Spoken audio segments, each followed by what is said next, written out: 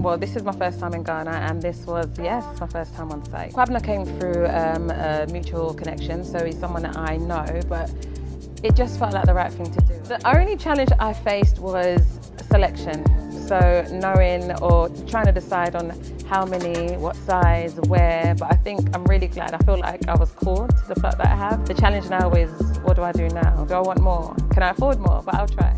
I feel very honoured, as I know my whole team does, to welcome good brothers and sisters like you guys. It's not easy going to a new country a long way away on your own with no contacts. You've got a lot of family members here now. It was a soft landing. You had a nice little hero's welcome at the airport, but ultimately you're here for the land. And you came to this settlement here in Udingo, Prampram. What do you think of the whole thing? There are no words to describe the level of beauty, majesty, and we're not far from the coast. This process has been, we started this process back in January, and we've been doing this process for 11 months. Yeah. And a lot of people said, well, we can't, how did you buy something you didn't see? But guess what? We have a God, we trusted in the God, and we trusted in the God in you. And if you haven't already done so, I repeat, please invest in Asarci Real Estate. They're very transparent, and the team that Kwabena has assembled is beyond comparison. Customer service is the most important thing for me, and that's there at 100%. Everything is just so structured, you know, and fortified. You know, the community is connected to each other in ways that, you know, in one word, yes, I would suggest buying land from Asarci. The land is very special. It's very beautiful. You can feel the sense of energy there. You can feel what is trying to be accomplished.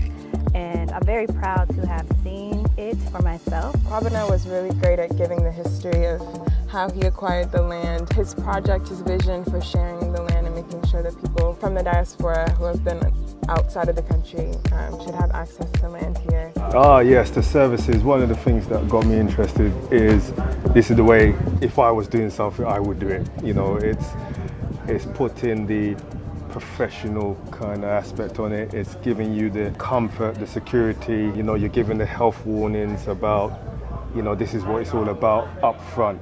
So I said, yeah, this guy knows what he's speaking about, and if I was to do it, this is the way I would do it. Yeah, I didn't know what to expect, but seeing it like face to face, I was really overwhelmed. It was fantastic. I think one of the things that drew me to what Kwabs is doing was that he said right from the beginning, we're a community within a community, and actually helping and supporting the local environment is just as important as having land, because then you become part of the community rather than being a separate group of people with money and land. No, that doesn't work. If we can come here and through the land and the building of our own communities and our own homes and our own futures here, if we can transition, knowing that we contributed to making this town better than we found it, I think that would be a massive honour.